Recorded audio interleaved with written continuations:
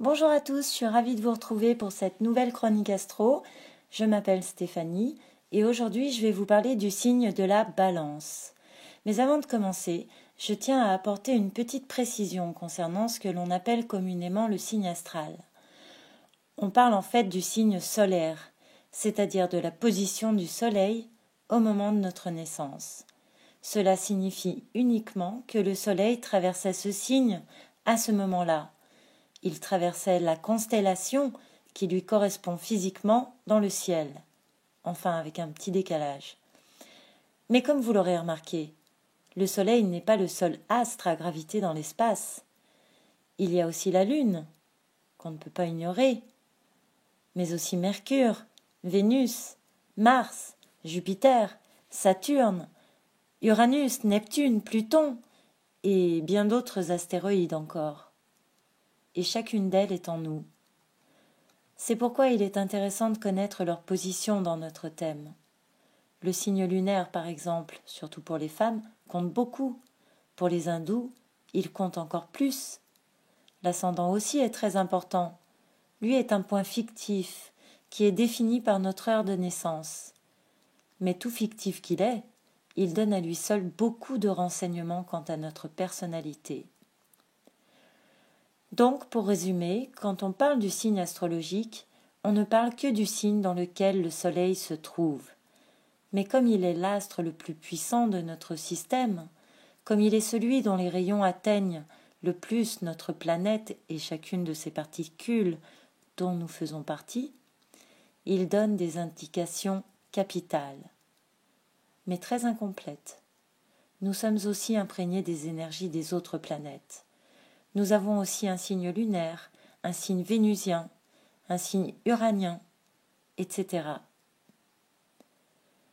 Alors, pour en revenir à l'objet de cette petite vidéo, à savoir la présentation du signe de la Balance, si j'ai choisi aujourd'hui ce signe, ce n'est pas par hasard, c'est que justement en ce moment le Soleil traverse le signe de la Balance. La Balance est le 7e signe du zodiaque, celui qui dans le cycle de l'évolution nous pousse à aller vers les autres. À l'approche de l'hiver, il nous fait prendre conscience que nous avons besoin des autres, de l'autre au sens large. C'est un signe d'air orienté vers l'intellect, les idées, la réflexion, les idéaux. C'est aussi un signe dit cardinal qui entreprend, un signe fondateur. Tous les signes cardinaux amorcent des saisons et teintent dans le thème natal le tempérament d'une énergie particulièrement volontaire. Ne vous méprenez pas, la Balance n'est pas ce signe un peu fade que les horoscopes décrivent parfois, bien au contraire. La Balance est un signe yang, masculin, qui donne plus qu'il ne reçoit. En effet, il est bien moins réceptif qu'il ne le laisse croire. Le Soleil en transitant dans ce signe donne à ses natifs le don de se fondre dans le décor.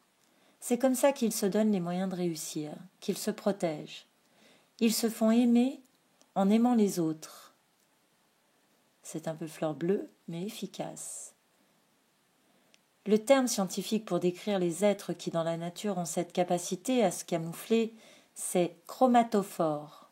Les natifs de la Balance sont instinctivement chromatophores.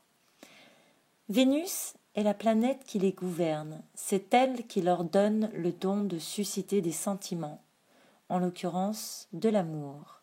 Elle les rend séduisants, attirants, gentils, compatissants. Elle leur donne le bon dosage pour plaire à presque tout le monde.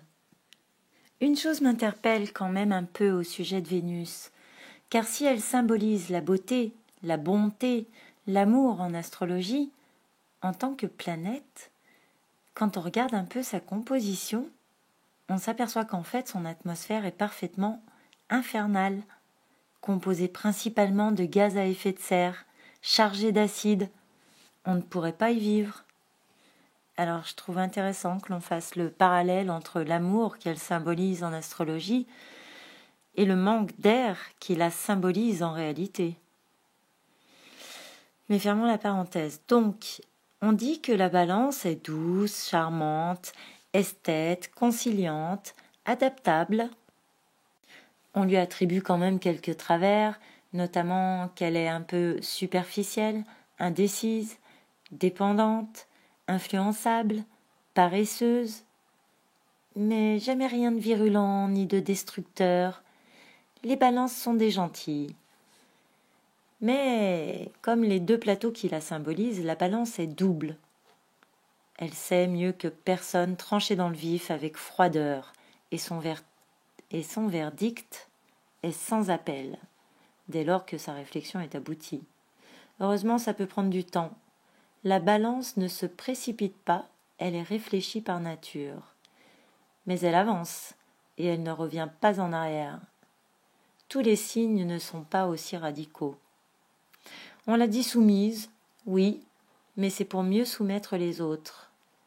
L'être humain est complexe. En tout cas, elle ne tolère pas qu'on tente de la déstabiliser par manque de loyauté, ou en lui faisant du chantage, ni qu'on l'enferme dans un système de pensée trop extrémiste ou exclusif. Libres penseurs, les balances ont tendance à fuir les carcans. D'ailleurs, en anglais, on dit libra. Elle est tout à fait capable de se volatiliser en un claquement de doigts si ses partenaires l'étouffent ou ne l'équilibrent pas. Elle est fidèle, oui, mais surtout à elle-même. Un peu comme ses cousins, les deux autres signes d'air. Mais la balance est largement moins imprévisible que le Verseau et largement moins éparpillée que les Gémeaux. Se relier aux autres est le but de sa vie. La balance est potentiellement le partenaire idéal de tous les autres signes du zodiaque. Mais elle s'entend particulièrement mieux avec les autres signes d'air, qui, comme elle, éprouvent le besoin de liberté, et les signes de feu, qui la stimulent et la réchauffent. Réputé un peu artiste, il joue très bien la comédie, forcément. Les natifs et natives de ce signe adorent parler, ce sont des médiateurs hors pair. Sans avoir quoi que ce soit à vendre, ils sont convaincants, car convaincus. Ils rédigent d'excellents contrats, très équitables. Ils aiment aussi la musique, chanter, danser. On leur attribue d'ailleurs un bon sens musical, le sens inné des harmonies.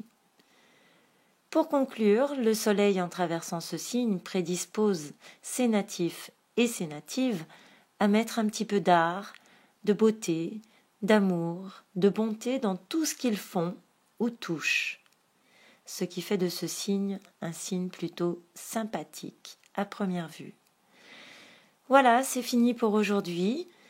Je vous invite à me laisser vos commentaires, ça m'intéresse vraiment beaucoup pour mes statistiques personnelles.